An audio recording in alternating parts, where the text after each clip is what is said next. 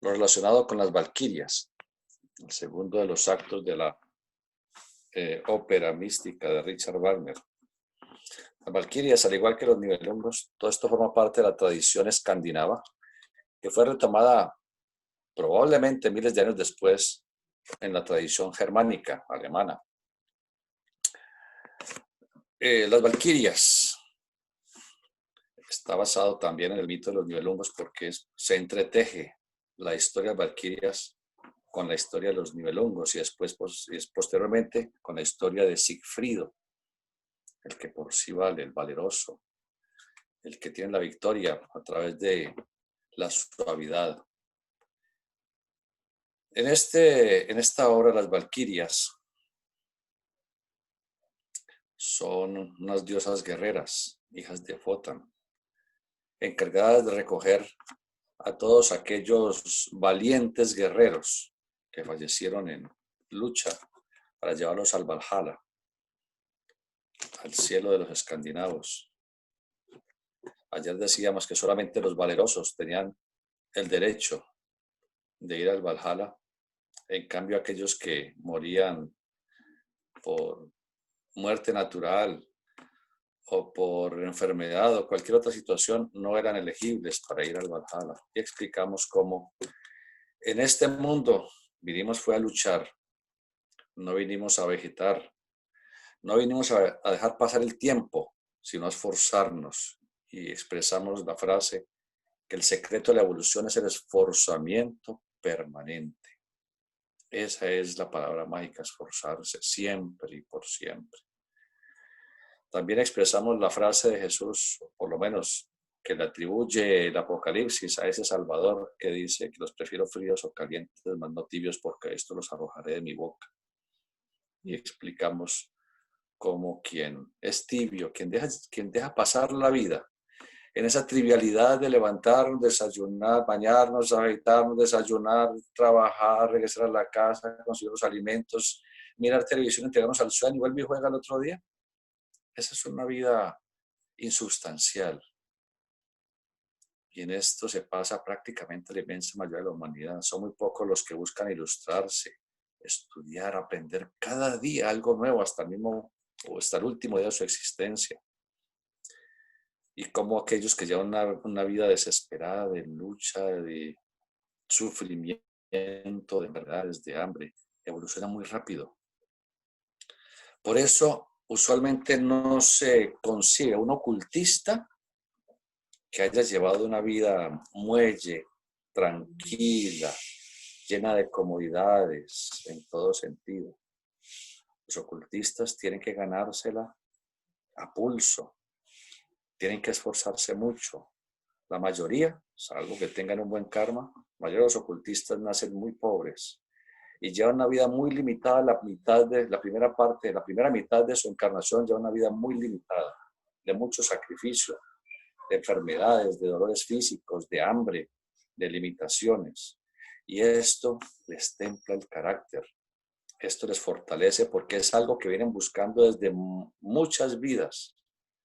Entonces, tácitamente están cancelando mayor cantidad de deudas que debieran cancelar el común de la humanidad a lo largo de centenares o miles de encarnaciones, las van a cancelar en menos tiempo. Por lo tanto, es más difícil la lucha.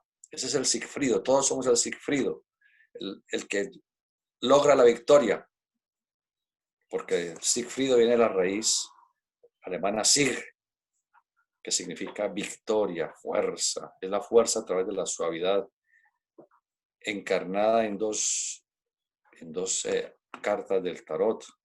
Una la carta 11 y la otra la carta 7.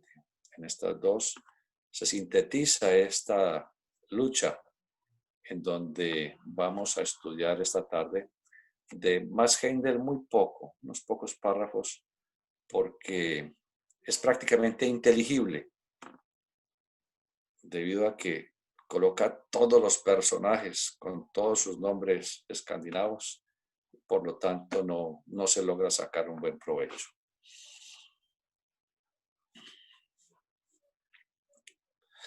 Lo apropiado del nombre de las valquirias, hijas de Wotan, saltará a la vista cuando comprendamos que la misión de ellas era la de asistir a las batallas, ya fuese el combate entre dos o más guerreros y recoger a los muertos sobre sus caballos para llevarlos al Valhalla.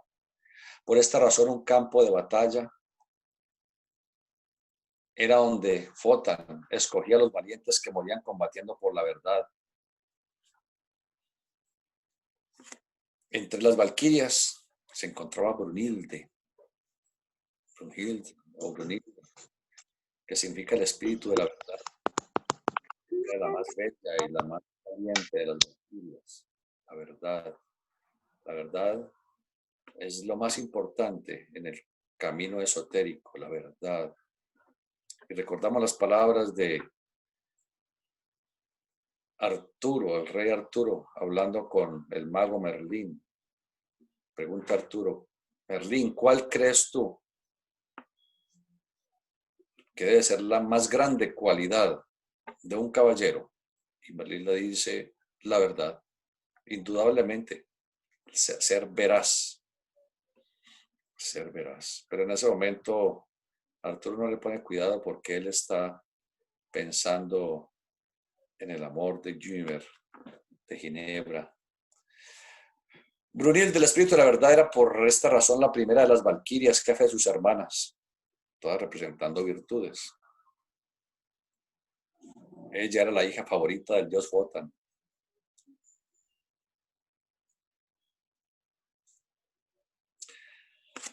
Encontramos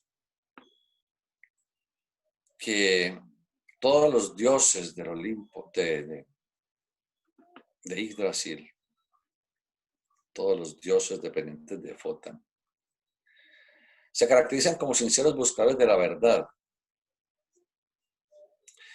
Y muchos de estas héroes y adalides de esta historia comienzan con el nombre Sig. Sig. Tenemos a Sigmundo, a Siglinda y al hijo de ellos, Sigfrido.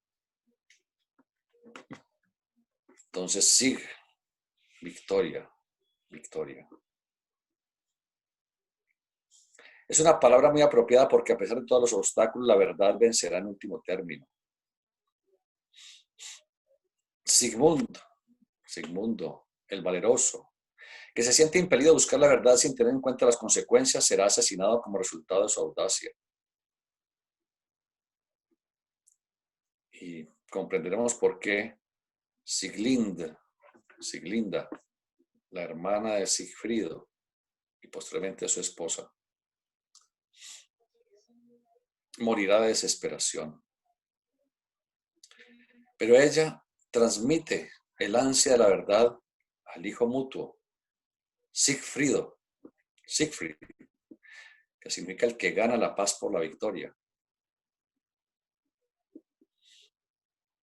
De modo que aquello que una generación de buscadores de la verdad no puede lograr será eventualmente llevado a buen fin por sus descendientes, y finalmente la verdad triunfará sobre el credo y reinará suprema. Estamos desde hace milenios en esa lucha constante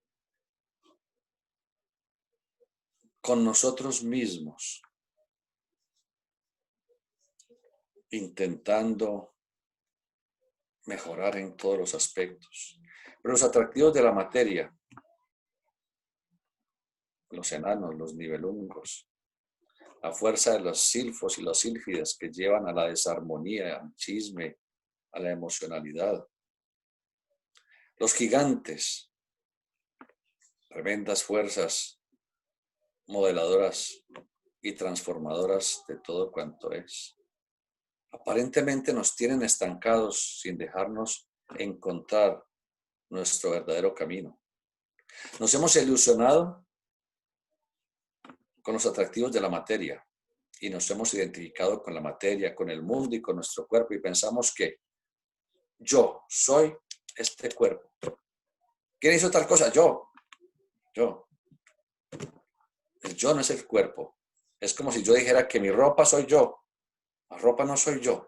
Cuando yo me quito la ropa en la noche o en cualquier momento, sigo siendo yo. Yo no soy la ropa. Entonces el yo no es el cuerpo. El cuerpo es solo un instrumento, o uno de los instrumentos que utiliza el espíritu para adquirir experiencia y evolucionar.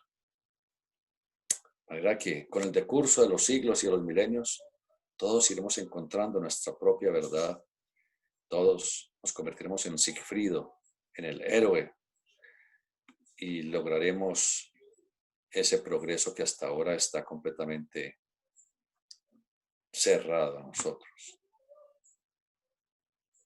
Cuando Sigmundo, empujado por el irresistible deseo de encontrar la verdad, abandona el Valhalla, Wotan está furioso y con ánimo de poner un freno al espíritu independiente y ordena el casamiento de Siglinda, la hermana y posterior esposa de Sigmundo, que se case Siglinda con Hunding. Hunding, el convencionalismo, la tradición, ¿no? Eso que nos ha hecho amoldarnos, porque es un molde, amoldarnos más que adaptarnos a esta evolución que estamos trasegando. Porque así ha sido, nos han moldeado, tal como han querido las fuerzas que quieren evitar hasta donde sea posible la evolución de la conciencia, de la sensibilidad, del espíritu humano. ¿Quiénes son esas fuerzas? Los todopoderosos que rigen cada país, cada sociedad, etc. Pasando el tiempo, Sigmundo llega un día por casualidad a la casa de Hunding, quien se ha casado con Siglinda, encontrando a su hermana, quien al principio no se reconoce. Pero cuando los dos se han reconocido, la induce a huir con él. Los dos saben que este modo de obrar es un insulto a Hunding, el convencionalismo, las costumbres preestablecidas. De manera que Hunding sabe que no será condenado por los dioses al fortificarse para la batalla contra Sigmundo, quienes se han llevado la espada mágica llamada Nothung. La espada mágica fue enterrada por Wotan en el árbol Yggdrasil, y solamente aquel que cultivara la verdad podría sacarla. Nothung es la raíz de la runa Not. Recordemos que todo esto es tradición germánica y nórdica, así como Sig es el nombre de la runa, de otra runa, la runa Sig. Habíamos hablado ayer cómo Wotan en su negocio, en su tratado con los gigantes para la construcción del palacio, trazaron el pacto, lo firmaron con runas en una lanza, como le queramos llamar, tomada del árbol Yggdrasil. Yggdrasil en la tradición, en los Eddas, la tradición nórdica, encarna el árbol de la vida y de la ciencia. Inmediatamente vamos, árbol de la vida y de la ciencia. Y esto no dice el Génesis, la Biblia, el árbol de la vida, el árbol de la ciencia, del bien y del mal, el árbol del conocimiento. Bien, ese árbol está en todas las tradiciones. Y aquí tenemos que este Yggdrasil, el fresno Yggdrasil, siempre verde, porque se mantiene regado por las tres nornas, representando la ley eterna de causación, el pasado, el presente y el futuro. Ese árbol tiene sus raíces en la profundidad de Hel, o el Hades de los griegos, las profundidades mismas donde mora Plutón. El fuego secreto, el fuego misterioso, allá donde Mime, el enano, logra fundir los metales. A eso ya hablamos ayer. La otra rama está sobre Midgard, la tierra del medio, a donde viven los hombres, la humanidad. Y la otra rama en el cielo, donde viven los dioses. Pero esa rama se sigue extendiendo prácticamente hacia el infinito, al reino mismo de los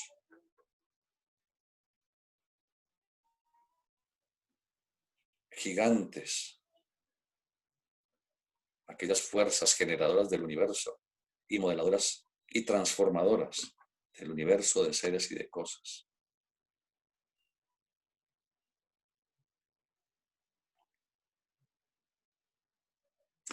Cuando Sigmundo y Siglinda, fortalecidos por la espada mágica, el Nothung, recuerde que ese Nothung, la espada mágica, viene de la runa Not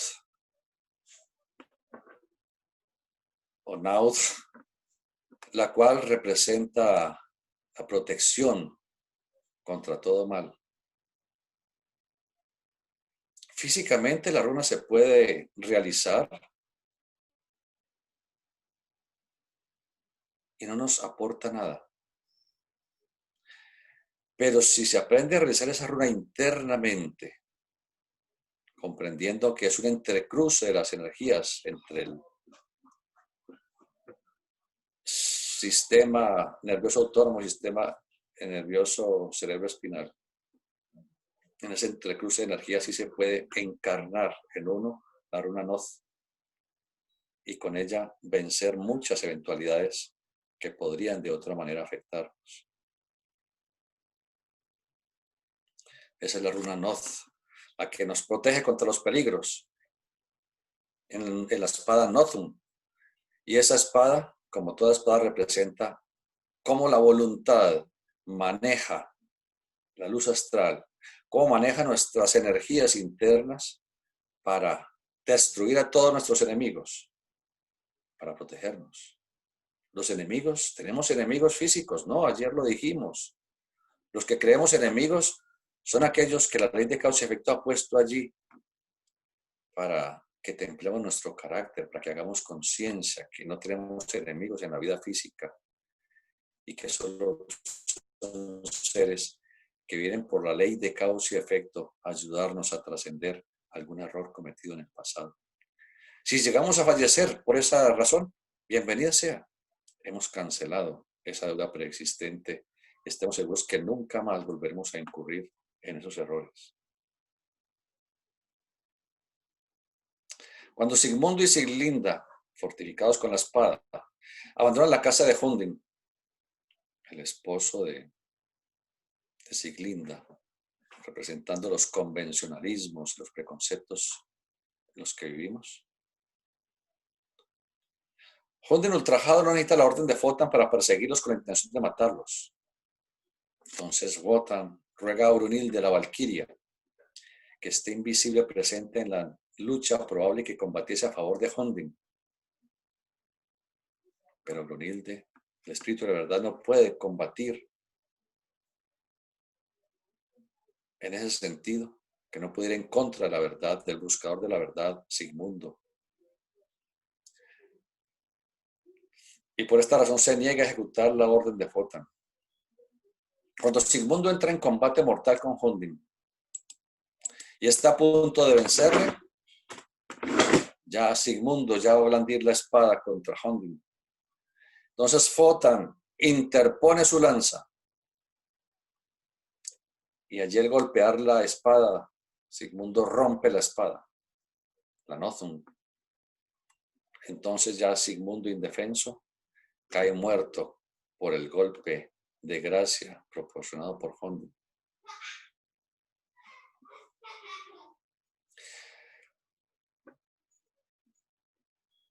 Pero no importa que muera Sigmundo y que Siglinda le siga la tumba con el corazón hecho pedazos, en vista de que antes, asistida por Brunhilde, ella ha dado la vida a Sigfrido, el vencedor, el que vence, Sig, la victoria.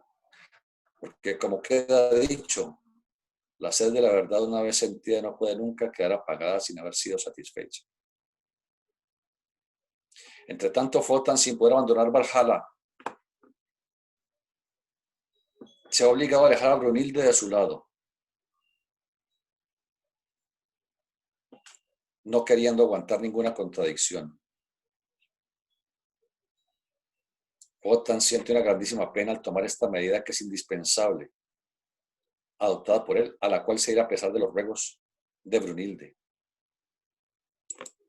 Es una situación terrible el ser el compañero de la verdad, y los dos lo experimentan de un modo mucho más agudo que es posible expresar con palabras. Cuando el pobre Wotan, que no puede separarse de la fe profesada, tiene que hacer dormir a Brunilde la fuerza, pronunciando estas palabras: no debes despertar hasta que venga uno que sea más libre que yo. Al decir esto, revela el requerimiento principal para la búsqueda de la verdad.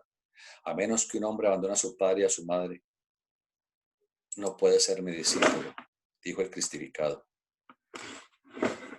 Todas las limitaciones deben haber sido abolidas antes de que podamos esperar el éxito en la búsqueda de la verdad.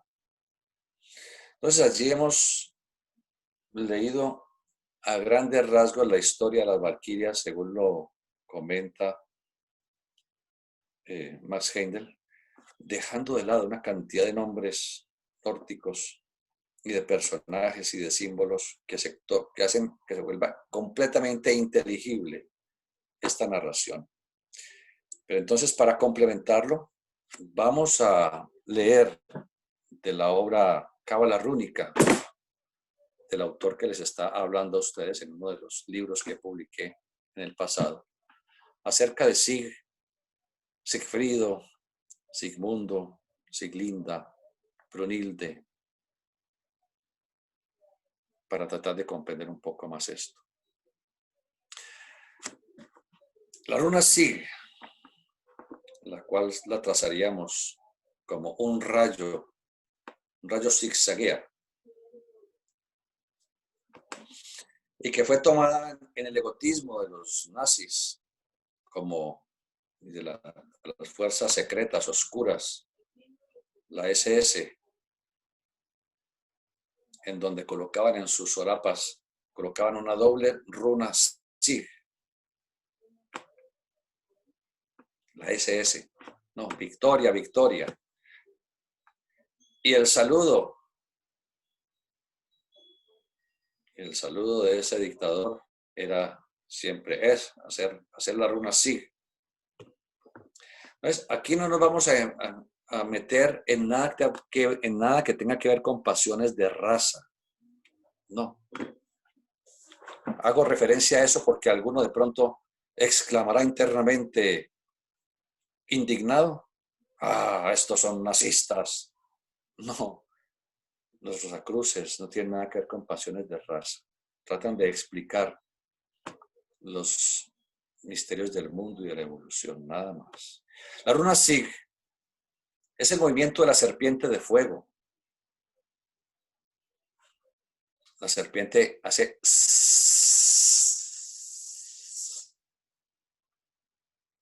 en su movimiento y en su silbido, está demostrando su peligrosidad, pero también su sagacidad, su astucia, su infinita paciencia. En eso se basa el poder, la victoria, el éxito, en la paciencia absoluta y en la astucia, es decir, en la comprensión y en la dirección que le damos a nuestra imaginación. Y en el mundo tridimensional, en cómo llevamos la relación con la otra polaridad de la existencia. Dirán, y otra vez con lo mismo. Sí.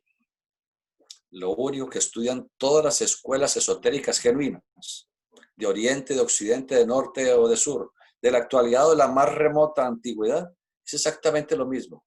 Estudia la bipolaridad, la acción de esas energías que van y que vienen, de progresión y de regresión, y todo emanado de la fuente misma de la vida, entregada por la divinidad para perpetuarnos y para crecer espiritualmente. La runa Sig representa el movimiento oscilatorio de la energía, sin la cual nada puede existir en el universo, porque la evolución sería un imposible si no existiera el movimiento, gracias a la acción de la bipolaridad, la acción de la armonía de los contrarios, de la armonía de los contrarios, no del equilibrio, que el equilibrio significa quietud.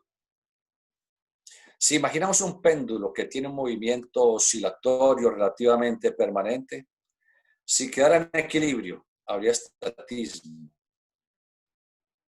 se detendría. La armonía que produce el movimiento de ese péndulo hacia la derecha, hacia la izquierda, es lo que favorece los mecanismos del engranaje del reloj para hacer posible la actividad del mismo. Ahora, entonces imaginemos ese péndulo oscilando a derecha e izquierda. Y ese péndulo, digamos que tiene en la punta un lápiz, algo que pueda marcar. Y colocamos debajo de esa punta, que a duras penas solo medio roce, una hoja de papel. Y esa hoja de papel la vamos a ir trasladando a lo largo mientras está oscilando el péndulo. Imaginemos qué pasa. Ese movimiento a derecha e izquierda, dibujando en su movimiento sobre esa hoja una figura. Esa figura es el movimiento de la serpiente, ese movimiento serpentino. Qué interesante. Siempre ese movimiento es eterno. Es el movimiento de las energías del alma del mundo, haciendo posible la existencia del universo. Es el movimiento de la luz astral, saeteando con su energía los soles, los planetas, los seres, las cosas. Todo tiene ese movimiento permanente. Nos dice que el Espíritu de Dios en forma de serpiente estaba flotando sobre las aguas de la existencia. Y en la obra El Talón de Aquiles, que ustedes pueden leer en nuestra página Blogspot, allí encontrarán ustedes que se hace un análisis de varios capítulos acerca de la serpiente, que se encuentra en todas las tradiciones del planeta y en todas las épocas, y que no tiene que ver con ninguna culebra, sino con la energía de la vida. Si imaginamos ese péndulo que tiene un movimiento oscilatorio relativamente permanente y desplazáramos una hoja de papel en sentido opuesto al movimiento pendular, se marca la runa Sig, ese movimiento permanente de las energías buscando los dos polos, es la eterna bipolaridad. Por eso en el universo nada puede existir si no es por la acción de la bipolaridad. Si vamos al átomo mismo, en él se encuentra el núcleo con los protones con carga eléctrica positiva, los neutrones sin carga eléctrica y una serie de partículas llamadas subatómicas, mientras que en la periferia están los electrones con carga eléctrica negativa.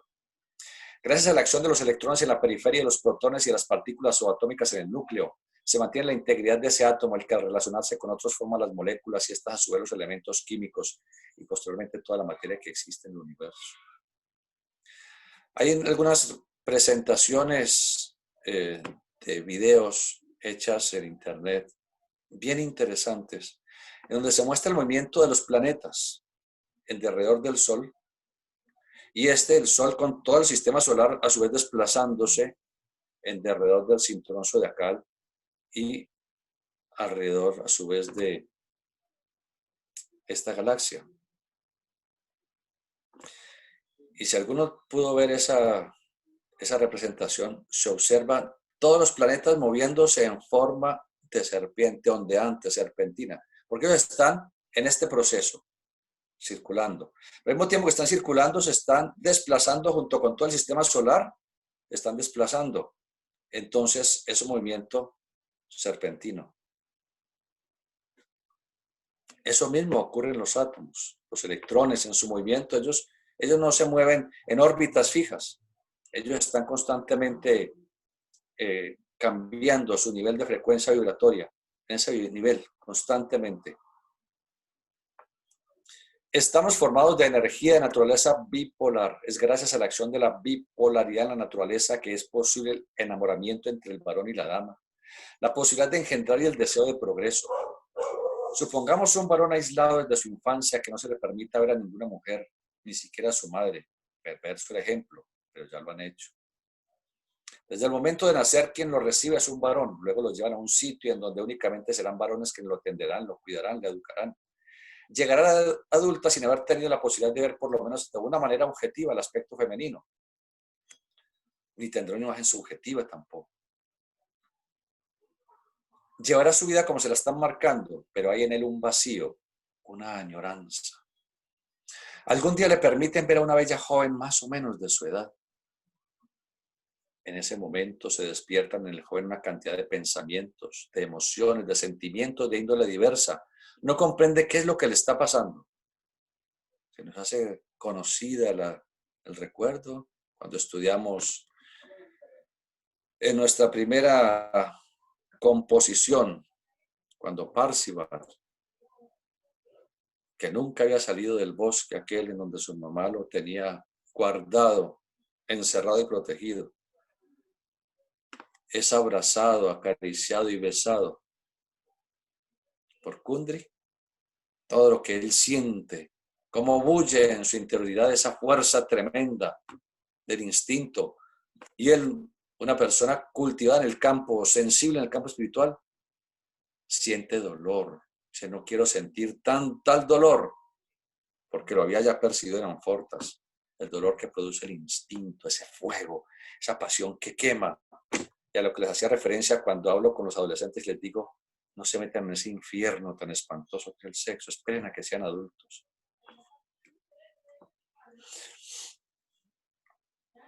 Eso que no siente, no comprende qué está pasando en ese joven, son las energías del alma del mundo que han saeteado, flechado, inficionado, su naturaleza masculina. Y desde ese mismo instante surge en ese joven el deseo, la añoranza, quizás el amor. Si un varón pasa durante toda su vida en absoluta soledad, sin conocer el aspecto femenino, no se interesaría por sí mismo, ni se interesaría por conquistar el mundo. Dejaría su vida transcurrir. Miremos los que viven solos, los ermitaños, los montañeros, hombres solitarios, los solterones empedernidos. No se afeitan, no se bañan, no se peinan. Su ropa huele feo, huele mal, están desvencijados. Pero hay un hombre enamorado. Una enamorada se pone titino, se pone bonito, se afeita, se baña,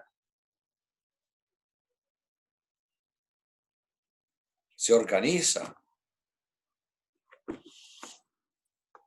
Entonces, si un varón pasara toda su vida en absoluta soledad sin conocer lo femenino, no se interesaría por sí mismo ni se interesaría por conquistar el mundo. Dejaría su vida transcurrir obteniendo lo mínimo que necesite para sobrevivir. Pero el hombre enamorado lucha por darle satisfacción a su novia, a su amante, a su esposa, a la mujer de sus sueños. Trabaja, se esfuerza, se cuida, obtiene cosas, embellece el hogar. Si analizáramos este caso desde el punto de vista de lo femenino, una dama que nunca tuviera la posibilidad de observar a los varones, de conocerlos y de interrelacionarse con ellos, su vida pasaría de una manera intrascendente. Pero cuán diferente el momento cuando esa dama conoce al varón, se enamora, le ama, le idealiza. Ya se interesa por verse bonita, por admirarse. Piensa constantemente en cómo agradar a esa persona a quien está adorando en el fondo de su alma. Se pone un ganchito por aquí, se pone una florita por acá, y se arregla la blusa. Y espera que ese varón le diga, ¿cómo estás de bonita? ¡Qué preciosidad! ¡Ay, cómo te queda de precioso ese cachumbo que tienes allí! Así debiéramos ser los seres humanos, en ese enamoramiento permanente, en ese estado de admiración, devoción y contemplación hacia la otra polaridad de la vida. Eso fue lo que hizo la divinidad. La divinidad todo lo hizo bipolar. Los átomos unos son electropositivos, otros electronegativos. El hidrógeno es electropositivo y el oxígeno es electronegativo. Eso los permite casarse, amarse, matrimoniarse y formar el agua. Cada uno por su lado son ígneos. El hidrógeno es explosivo. El oxígeno es combustible tremendo. Pero cuando se casan, cuando se aman y se adoran, forman el agua, que es maleable, que es agradable, que es asequible, que nos da la vida. Todo en la naturaleza es bipolar. El magnetismo tiene un polo positivo y uno negativo. La electricidad tiene un polo positivo y un polo negativo. Existe el día y la noche, la pleamar y la bajamar, el varón y la hembra, los machos y las hembras de todas las especies. Todo en la naturaleza es bipolar absolutamente. De manera que la divinidad, la inteligencia universal, la conciencia cósmica no se equivocó. Por lo tanto, nosotros no nos equivocamos en vivir en ese enamoramiento de la otra polaridad de la vida. No nos equivocamos. Estamos en el camino correcto. Y eso lo enseñan todas las escuelas esotéricas. Es la enseñanza secreta, que ya no es secreta porque se las acabamos de decir. Pero ese es lo último que le enseñan a cualquier estudiante después de pasarse toda su encarnación, 10, 15, 20, 30, 50 años en una escuela oculta. Eso. Ríndele culto a la otra polaridad. Vive en enamoramiento eterno y respeta la energía de la vida.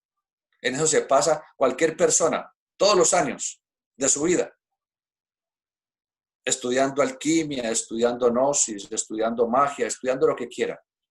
El trabajo a través de la bipolaridad. Este es el milagro de la runa Sig, Victoria, el poder de la bipolaridad, la acción permanente de oscilación de la energía de un polo al otro de la existencia. En nuestra interioridad también funciona ese aspecto entre la conciencia y la sensibilidad. A ese nivel continuamente existe la oscilación de esa energía entre el pensar y el sentir. Constantemente pensamos en hacer algo, pero nuestros sentimientos muchas veces no están acordes a nuestros pensamientos. Entonces viene la discordia, el dolor, los problemas. Solamente cuando se armonizan el pensar y el sentir es cuando se logran realizar a cabalidad los sueños o ideales que se tienen.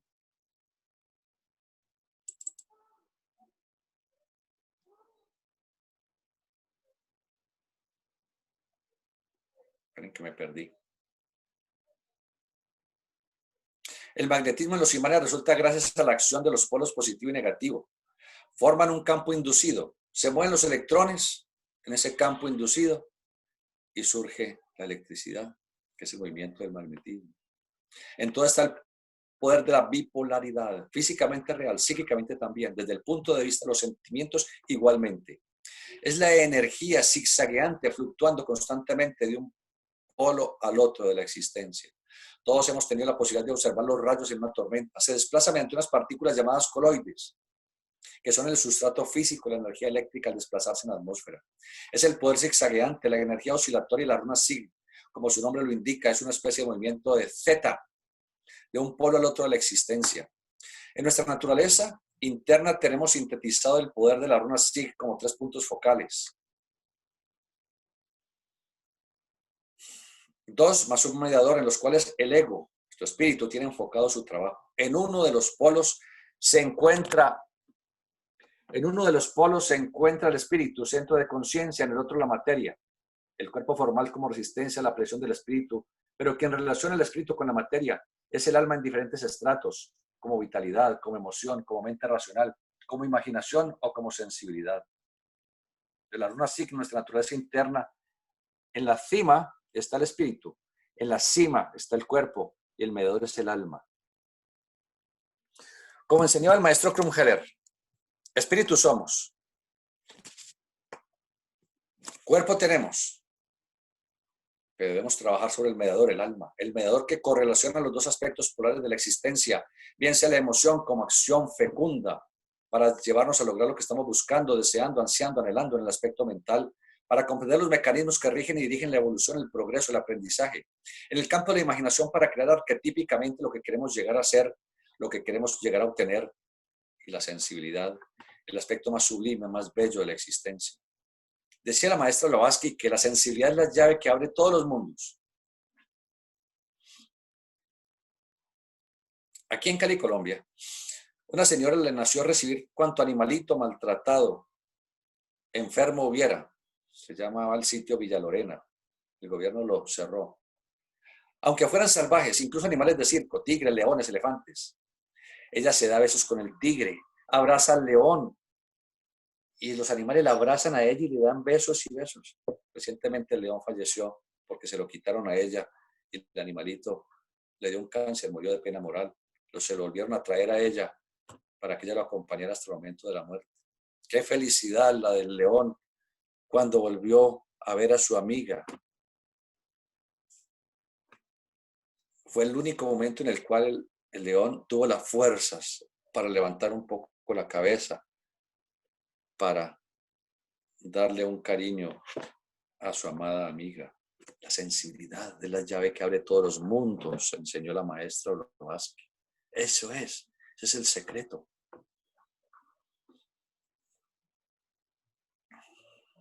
Cualquiera no se atrevería a besarse con el tigre y con el león y abrazarlos. Pero ella había saeteado el alma del mundo con su bondad y las fieras así lo percibían. El león falleció hace 2 meses. Esto lo publicamos hace muchos, muchos años.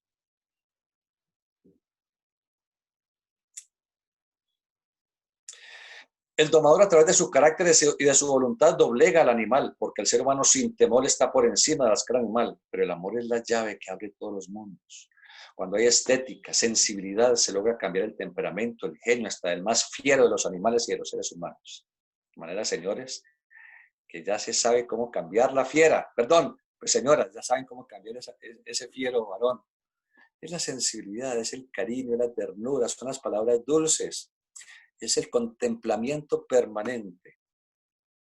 Y al contrario, la brusquedad de palabras, de actos, de gestos, de miradas, es lo que amarga al ser humano, lacerando su sensibilidad y convirtiendo a los demás en seres hoscos, huraños, difíciles.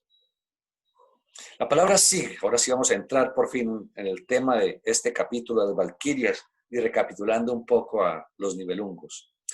La palabra sig nos recuerda en la tradición germana la leyenda de Sigfrido, el Valhalla, el dios Wotan, Morin, el anillo de los nibelungos. Encontramos en esta leyenda que el nombre de varios personajes tiene como prefijo sig, que significa victoria. Mientras en el Valhalla todo el mundo vive en armonía, los nibelungos, palabra que ya estudiamos, Nibel, niebla, y Ung, el hijo, el niño de la niebla o el hijo de la niebla. Trabajan en la tierra en las profundidades, los nibelungos, sacando oro para fabricar el anillo, símbolo de las energías cósmicas en su eterno movimiento. Por un lado están los nibelungos trabajando en las profundidades de las cavernas, la esfera de Yesod, el poder generatriz. De otro lado, Wotan, el dios del aliento, o Wotan, el padre de todos los dioses en lo más elevado del Valhalla. Entre los hijos de Wotan preponderan Sigmund y Siglind. Sigmund representa el discernimiento y Siglind la sensibilidad. Recuerden, Sigmund, el que busca la verdad, quien discierne, encuentra la verdad. A pesar de ser hermanos, después de muchas peripecias terminan casándose y engendrando Sigfrido. Aunque Siglinda ya había sido dada en matrimonio por Wotan, Sigmundo va por Siglind, huye con ella, se casan, se roban la espada Nothung, el poder de la runa Noth, la que nos protege contra todos los peligros. Espada que había sido entregada por Wotan, el mismo dios del Valhalla. Recuerden, no es la runa física, como el maestro Conjeres la enseña, ni, ne, no, nu, na. Eso como ejercicio para los hombros, para que no se congele el hombro y para mejorar la bursitis, quizás sirva, el resto no sirve para nada más. Porque la runa es mucho más profundo, mucho más secreto, más místico. Sigmundo va por Siglinda, huye con ella, se casan, se roban la espada de Nothung, el poder de la runa Noth, espada que había sido entregada por Wotan, el mismo dios del Valhalla. En batalla, cuando Sigmundo le va a dar el golpe certero, Wotan interpone su lanza y se rompe la espada. Ese mismo momento cae muerto Sigmundo, mientras que Siglind da luz a Sigfrido en la caverna del Nibelungo. Y fallecen simultáneamente Sigmund y Siglind, habiendo dejado entonces a Sigfrido, el hijo, el que tiene la victoria por medio de la virtud. Sigfrido crece sin padre y sin madre, solo en una caverna bajo la protección y cuidado del enano Mime, el forjador del mundo inferior. Hablamos de la imagen. El muchacho madura, hermoso, viril, poderoso, como un gran campeón. Mime era el mejor de los herreros. Una y otra vez le forja espadas a Sigfrido, pero en batalla Sigfrido las fragmenta al primer golpe, siempre impetuoso. Finalmente Mime le cuenta que él recogió los pedazos de la espada Nothung, con la cual su padre había combatido, y que esa espada era regalo del dios Wotan, y que según dice la tradición, si logran reconstruir la espada, quien la tenga, con este será invencible. Aunque en la película aquella que ustedes algunos alcanzaron a ver en esta semana, la espada la forjan con el hierro de un meteorito. No, estamos hablando de la tradición nórdica. La misma espada que había sido partida por efecto de haberse chocado contra el bastón de los patriarcas, el bastón de Fotan. Hicimos referencia al bastón ayer también. Mime trata de construir esta espada para su hijo adoptivo, pero nunca lo logra. De manera que Mime le enseña a Sigfrido los secretos de la forja de los metales. Y Sigfrido finalmente logra reconstituir la espada, fundirla, fundir los metales y reconstituir la espada. Ahí se encuentra un símbolo iniciático bellísimo. Tenemos que aprender a fundir nuestros metales a través de la imaginación y del aliento, y con ella construir nuevamente la espada de la voluntad, manejando la luz astral y dando muerte a todos nuestros enemigos. Como con esa espada nadie la puede vencer, va en busca del anillo de los nivelungos y el tesoro del Rin.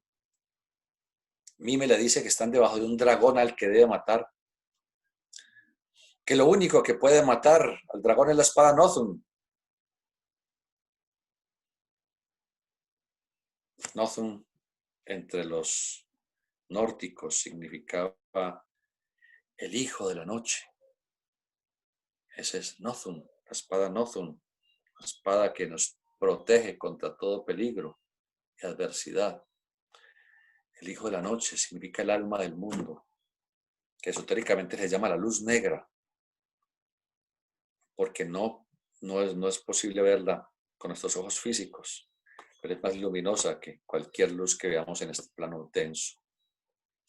Sigfrido, palabra que significa el que gana la paz por la victoria, mata al dragón, recupera el anillo, pero en esa lucha muere también Mime, quien antes de fallecer le enseña que existe una princesa de belleza extraordinaria, Brunhilde. Recuerden, la más bella de las valquirias, la más virtuosa de las valquirias, quien había sido sometida al castigo por Wotan, porque en su momento se había negado a eliminar a Sigmundo y a Siglinde. Ella está sobre una roca, el centro generador, la esfera de Yesod cabalística, rodeada de fuego, el fuego sagrado en el sacro plexo, que era parte del castigo de Wotan, y nadie había logrado atravesar esa barrera de fuego para ir donde la princesa que yacía dormida. ¿A quién se nos parece entonces esta Brunhilde, que está exiliada sobre la roca, rodeada de fuego? Kundalini, la serpiente de fuego, la energía de la vida, la princesa dormida del bosque, que solo el beso del príncipe puede despertar. Esa princesa cabalísticamente se llama Kalaj o Malkaj. Kalaj, la novia ¿de quién? Del Microprosopus. ¿Y quién es el Microprosopus? El rey, Melech, es Tiferet. Solo la sensibilidad puede despertar esa sacratísima energía sin ningún riesgo, sin ningún peligro, o puede liberarla de su encierro. La voluntad lo puede hacer, claro que la voluntad lo puede hacer, pero existe el riesgo porque esa energía no se puede doblegar con la voluntad todo el tiempo, hasta cuando ella corre por su cuenta. La sensibilidad sí puede dirigir esa energía, y es de esa manera como podrá el discípulo por fin despertar esa energía, darle ese beso a la princesa dormida, despertarla de su sueño y sacarla de su encierro y hacerla que comulgue con el infinito. Todos aquellos que quieran despertar Kundalini con prácticas, con ejercicios, parándose de cabeza, alternando sus respiraciones, respirando con fuerza como un fuelle, pronunciando palabras misteriosas, haciendo rituales místicos con la varita de almendro, nos lo van a lograr. Y han visto que han pasado 10, 20, 30, 40, 50 años y no se ha logrado nada, porque no es por ahí, es solo con la sensibilidad, con el aliento y con la imaginación. Aquí encontramos toda la sabiduría en estas narraciones que nos dejaron los antiguos. Sigfrido, quien con su voluntad, su pureza, su virtud, atraviesa la muralla de fuego, observa a la princesa, se enamora de ella, la despierta de su sueño con un beso y le da como regalo el anillo de los nivelungos. Esta es otra historia de las Edas. Las Edas son los poemas, los cánticos de los nórdicos, En una, pues ya supimos que Wotan le quita el anillo al Nibelungo, al Berico, y se lo entrega a los enanos, a los gigantes, y ellos por celos, el uno mata al otro, entre otros se queda con el anillo. Luego el anillo lo obtiene el dragón junto con todos los tesoros. Recuerden que a los dragones les gusta guardar todos los tesoros y el anillo misterioso de Giges o de los Nibelungos también, según el caso, el anillo de los dioses. Y con su aliento de fuego eliminan a cualquier campeón que quiera acercarse. Son símbolos prodigiosos, extraordinarios. Ese dragón es la energía de la vida, es la serpiente de fuego. Todo es exactamente perfecto en el campo esotérico, no importa la tradición a la que nos estamos haciendo referencia. Sigfrido atraviesa la muralla de fuego, observa a la princesa, se enamora de ella, la despierta de su sueño con un beso. Y en las narraciones infantiles es lo mismo. Maná que vamos a las narraciones infantiles, no es que sean cualquier bobería, son enseñanzas esotéricas que recogieron los hermanos Grimm o cualquiera, lo recogieron de la tradición nórdica, la tradición del pasado. Le da un beso, la despierta y le da como regalo el anillo de los Nibelungos, diciéndole que volverá al mundo a luchar como paladín de la justicia y prometiéndole que regresará a ella. Antes de que él se retire, ella le rodea de un campo magnético, ella le rodea. Brunilde rodea a Sigfrido de un campo magnético poderoso para que sea invencible e inmortal, salvo por un pequeño punto que se encuentra radicado en la espalda entre los hombros. En una misión, Sigfrido recibe para beber de un cáliz que determinada princesa le entrega, por lo que el héroe se olvida de su misión y de Brunilde. Esta maravillosa leyenda representa la actividad de la luz astral en su eterna bipolaridad. Todo depende del alma del mundo, Wotan, la energía cósmica, la eterna dualidad simbolizadas por Sigmund y Siglinde, el discernimiento y la sensibilidad, que están constantemente luchando por comprender este mundo material, por trascender, por buscar la verdad, por seguir el sendero correcto. Sigfrido, el ego, es quien logra la victoria a través de la paz interior, el poder interno que posee. Mime, el enano, es un símbolo del falus, tradición que también conservaron los antiguos centroamericanos mayas. El enano es la energía del Itifalus, él vive en una caverna, el sacro plexo. Guarda los pedazos de la espada de Wotan, es decir, la voluntad emanada de las energías del alma del mundo, pero solamente el ego, Sigfrido, puede arreglar la espada y blandirla para matar el dragón, la serpiente genesíaca, la energía de fuego creadora en el aspecto que lleva la satisfacción del instinto. La serpiente negra, Nahash. Si no se tiene la espada de la voluntad, es el mismo Kraken, es la misma...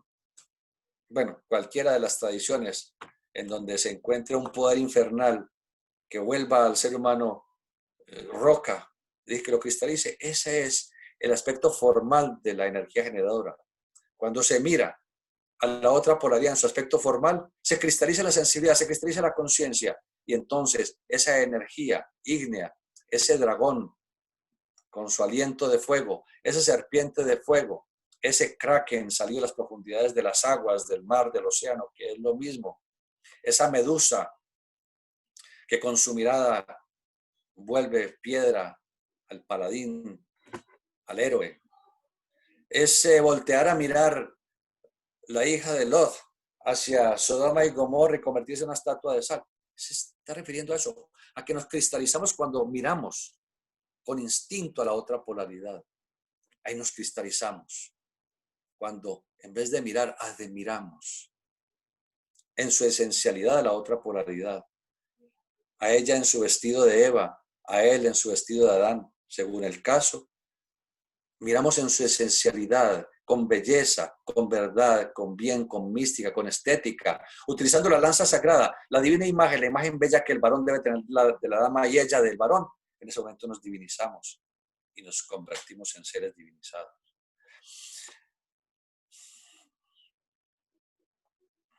Si no se tiene la espada de la voluntad, no se puede destruir al dragón o a la serpiente, es decir, el instinto psicosexual. Hay que tener carácter, hay que tener voluntad, también estética, mucha mística, que es la devoción, que debe sentirse hacia la otra polaridad de la existencia y la divina imagen, la imagen bella que el varón debe tener de la dama y ella del varón. Ustedes dirán que yo repito mucho, y así debe ser. Esa es la orden de la jerarquía. A todo instructor, repetir, repetir, repetir, repetir, porque la repetición es la nota tónica del cuerpo vital. Y aunque estas cosas no puedan entrar definitivamente por la razón, entrarán por nuestro sentir, por nuestro sentimiento. y démonos cuenta o no, poco a poco iremos cambiando en nuestra manera de ver la vida, en nuestra manera de relacionarnos con los demás y muy especialmente en nuestra manera de relacionarnos con la otra polaridad. Y nos daremos cuenta que esta repetición fue la base de nuestro ulterior progreso espiritual. La runa Sig está en relación con la séptima esfera de la alta ciencia, Nexat, la esfera de la victoria, que también, eso es Cábala, para los que no entienden la palabra, que también tiene como símbolo mágico la espada. Dice el ritual Rosacruz, dejad en mi presencia a la mujer con la espada al cinto, es decir, que hay que tener la espada de la voluntad ceñida en Nexat, la esfera de Venus, para no dejarse saetear por el instinto psicosexual, por el aspecto psicoerótico que constantemente acicatea nuestra vida interior, llevándonos progresivamente a subirnos en la oscuridad, en el desasosiego y en la tristeza. Y en muchas películas de héroes, en muchos guerreros, el guerrero está dormido, pero siempre tiene a su lado la espada, tiene la mano cerca de la espada. Cuando de pronto el guerrero siente una presencia extraña, coge la espada y la blande. ¿Y quién está en la punta misma de la espada? Una mujer. La seducción de los sentidos. Y él le coloca la espada y no deja que se acerque. Miremos Conan el Bárbaro, todas las diferentes, creo que son 3 películas de Conan el Bárbaro.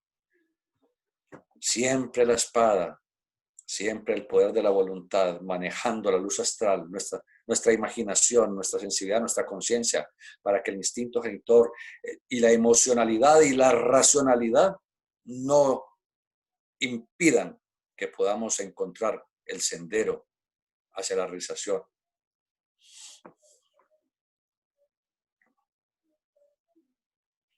A ver si nos queda todavía como media hora más de lectura.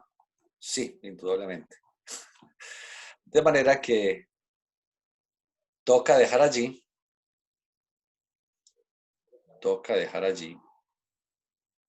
y podemos continuar con este apasionante estudio mañana. Los que nos puedan acompañar a las 4 de la tarde, bienvenidos. Si tienen alguna pregunta o comentario y que estemos en capacidad de solucionarlo, con muchísimo gusto. Como siempre, voy a suspender el video. Gracias, hermano. Bueno. Estuvo más bonito lo del cachumbo que lo de la fiera, pero bueno.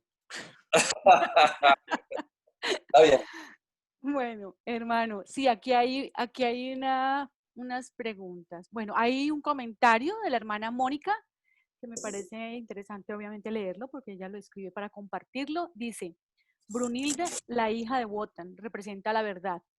Wotan, el dios de la batalla, de contratos y rey y quien reinaba sobre los otros dioses. Sigmundo, valeroso. Sieglinda, hermana de Siegfried y posteriormente su esposa. No, Siglinda, hermana de Sigmundo, de porque Sigmundo. es el hijo entre ambos. Ella es hermana de Sigmundo. Siglinda es hermana de Sigmundo y padres ambos de Sigfrido. Siga diciendo pues. Sigfrido, el que gana la paz con la victoria. Y aquí dice, Hunding, el tradicionalismo y Nathan, espada mágica. Sí. ¿Y entonces? No, eran eso lo escribió ella y lo quiso compartir. Ella nos hizo ese gran servicio de concatenar la historia y tener los personajes. Muchas gracias. Señor. Perfecto. Sí. Bueno, hay un hermano, David, que pregunta que ayer usted hablaba de la era de Acuario y él quería saber si esa era ya había empezado y cuándo termina. Bueno, en eso no hay un acuerdo. No hay un acuerdo. Unos dijeron que comenzó en 1900, dijeron unos instructores. Otros dijeron que en 1928. Otros dijeron que en 1952. Max Heindel dice que comenzará en aproximadamente unos 500 años más. Pero muchos dirán, pero es que la influencia de Acuario se caracteriza por el desarrollo mental, el intelecto, claro, por la tecnología electrónica, sí, por supuesto, por el dominio del aire, la aviación y aeroespacial, sí. Pero es que apenas estamos en los albores, apenas estamos sintiendo los aletacitos lejanos de lo que será la extraordinaria era de Acuario que realmente iniciará dentro de 500 años. No comenzó en 1952, ni el 27, ni en 1900. Y a pesar de que apenas estamos sintiendo su manto que se empieza a cobijar, miremos la evolución tan tremenda que tiene la humanidad en ciencia, en tecnología, en informática, en tantas cosas. ¿Qué no será durante los próximos 2500 años que dure esa era? ¿Qué no alcanzaremos a ver en cada una de las reencarnaciones que nos toque? Será extraordinario. Pero entonces yo no puedo decir definitivamente si ya comenzó, si no ha comenzado, si por aquí que por allá. ¿Eso qué nos da? Eso ni nos da ni nos quita. Aprovechemos el momento histórico, el momento cósmico. Gracias. Otra. Sí, la hermana Mara Sánchez dice, hablando de la polaridad, ¿qué implicaciones tiene para la evolución la homosexualidad? Bueno, bienvenida hermana, porque pues esto lo hemos hablado de estas 3 semanas de estudios aquí. Y hemos dicho que lo que no es natural, no es natural. Y que respetamos absolutamente el pensamiento del ser humano, porque la Escuela Rosa Cruz lucha por darle dignidad al ser humano y respeta, por lo tanto, su libre albedrío y su libre pensamiento y su libre acción. No es el camino. Y esa enfermedad, la inversión, homosexualidad y lesbianismo, más el bisexualismo que se ha puesto terriblemente de boga en el planeta. Es decir, adicional a los 2 anteriores, esto está llevando a un estado de género de la humanidad que promueve esos incendios forestales de Brasil y de Australia y de California, y que se dieron hace unos años en Portugal y que se dieron en el este de Europa. Eso es lo que causa el desequilibrio del campo magnético del ego terrestre, y lo vimos en esos maremotos en donde murieron 500,000 personas allá en el Pacífico.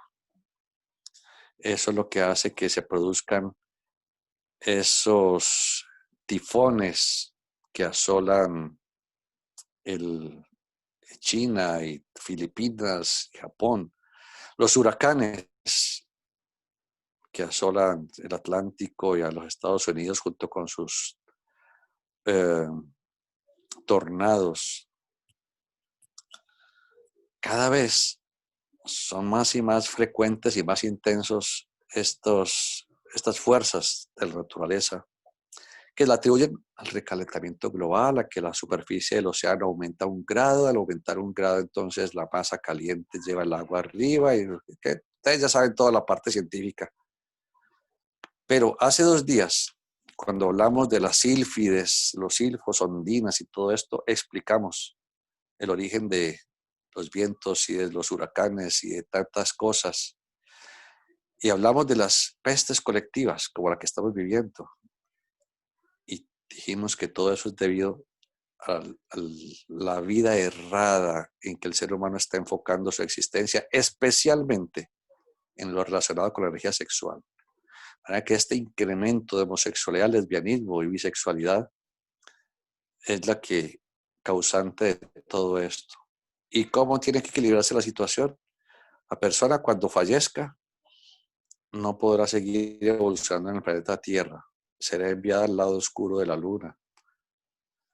Durante eones, muchos siglos, puede decir si son 1000 o 50,000 o 1,000,000,000 de años, no lo sé. Otros son enviados más lejos, a Saturno o a sus lunas. Y otros, en casos mucho más graves, a la nube de Ors y mucho más allá, en el cinturón de Kuiper, en la periferia del sistema solar. Pero que eso sea verdad o no sea verdad, bueno, simplemente yo doy la enseñanza tal como la entrega la Fraternidad Rosa Cruz. Gracias. Otra pregunta. La hermana Margarita, por favor, abre su micrófono. Buenas tardes. Buenas tardes. Doctor, cuando usted hace referencia a la parte interna de las runas, ¿se refiere a alguna práctica de meditación específica o a utilizar la imaginación para hacer esas runas? Bueno, eso entra en terrenos un poco más privados que no alcanzamos a exteriorizar en las tardes y que podemos tratar con mayor amplitud después en la escuela, en la logia. Bueno, señor, muchas gracias. Gracias a usted por la pregunta. ¿Otra? Johan y Ana Rosa dicen, me gustaría plantear una pregunta. ¿Cómo se comprende la aparente contradicción entre la esencial bipolaridad a la que se ha hecho referencia y la afirmación de que todos somos uno? Bipolaridad versus unicidad. ¿Cómo se conjugan? No. Cuando se dice todos somos uno, no significa que seamos una sola entidad. No.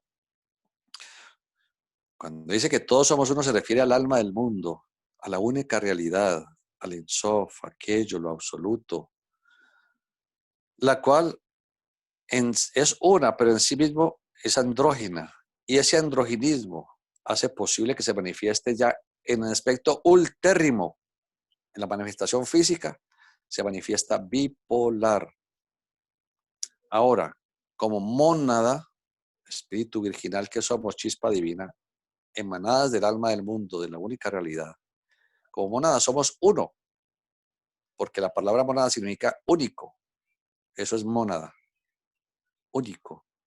Pero la mónada tiene en sí misma ese principio andrógino. Cuando decimos andrógino no significa que sea hermafrodita. El hermafroditismo es algo físico, fisiológico. El androginismo es la esencialidad que permite que podamos renacer unas veces como varón, otras veces como dama.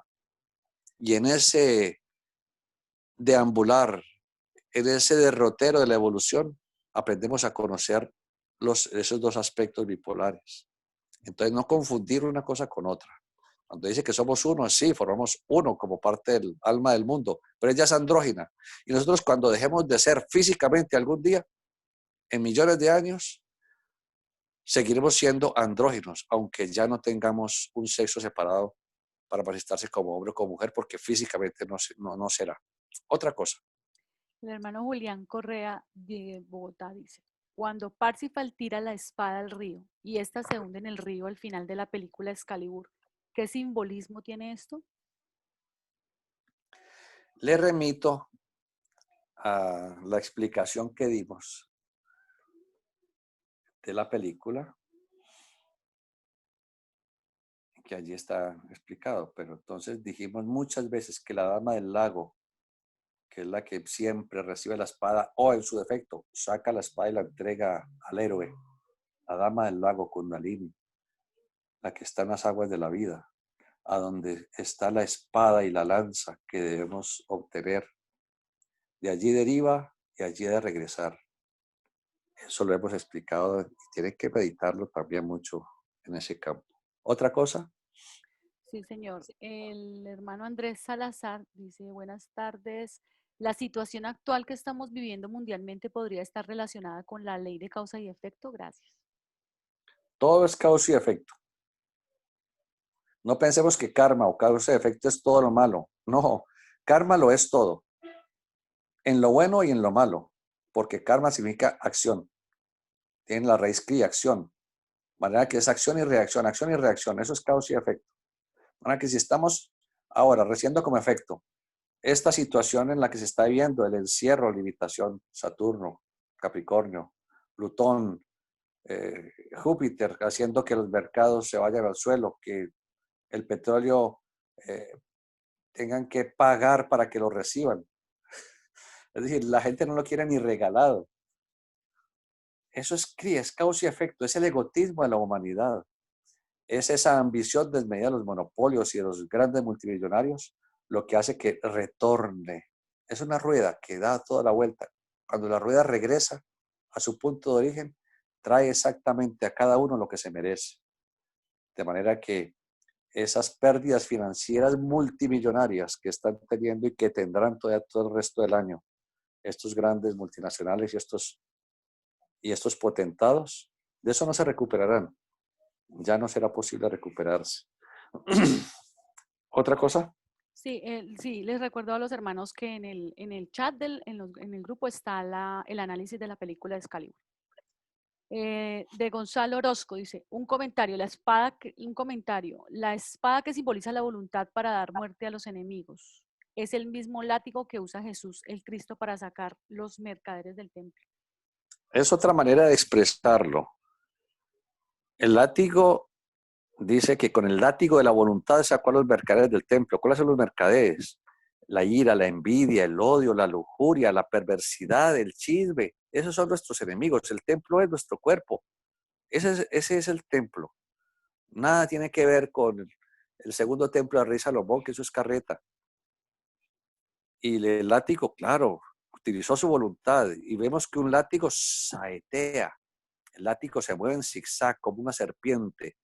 Es la dirección que le damos a las energías del alma del mundo, que es exactamente igual al símbolo de la espada. Son símbolos. ¿Otra cosa? Sí, señor. La hermana Elisa dice, hermano, ¿cuál tendría que ser el manual diario, rutina, de un buscador de la verdad, por favor? Bueno, le recomiendo que lea la obra de Krumheller, Rosa Esotérica. Y allí encontrará cada uno de los capítulos, tu rosa, tu ritmo, así florecerán tus rosas, etcétera. Buscan todo lo esencial. Esa obra se baja gratis de internet, Rosa Esotérica Krumheller. Allí tiene usted un breviario, como dice él, den este breviario filosófico, amado discípulo, y etcétera, etcétera. Gracias. ¿Otra pregunta o comentario? El hermano Carlos Arturo Pinzón levantó la mano. ¿Puede abrir su micrófono, por favor? Sí, hermana, gracias. Que quería preguntarle al doctor respecto a que Adolfo Hitler vino a ser como una bataba o un justiciero a favor de la humanidad por el sistema económico y dominio que tenían los judíos, pero que en sí no cumplió su meta porque todavía seguimos con ese dominio económico en el mundo. Hermano, usted está completamente equivocado en cada una de las frases como las he expuesto. En primer lugar, él no fue un avatar. Los avataras son los príncipes de luz que vienen a dirigir al mundo. Los avataras fueron Jesús. En la actualidad es Bodhisattva, el Maitreya. En su momento fue Buda. Esos son avataras. Este fue un hombre perverso, un loco, que tuvo acceso al conocimiento esotérico por medio de los cátaros y quiso, por su egotismo como poderoso mago negro, doblegar al mundo. Que él pensó que le podía hacer un favor a esta raza destruyendo su arquetipo para que pasaran a otras razas. Y los culpó de todos los males del mundo. Y existe esa teoría de conspiración conspiranoica acerca de que los judíos son el mal del mundo, que ellos son los dueños de las multinacionales y todo. Sí, son los dueños, claro, son trabajadores, porque ellos son jehovistas, y los jehovistas le rinden culto al dinero, a la plata, a lo material. Esa es su tradición, no más, pero eso no tiene nada que ver absolutamente con nuestros estudios esotéricos. Gracias. Otra pregunta, comentario. No hay nada más escrito y no hay ninguna otra manito levantada. Gracias a todos por su atención. Bienvenidos.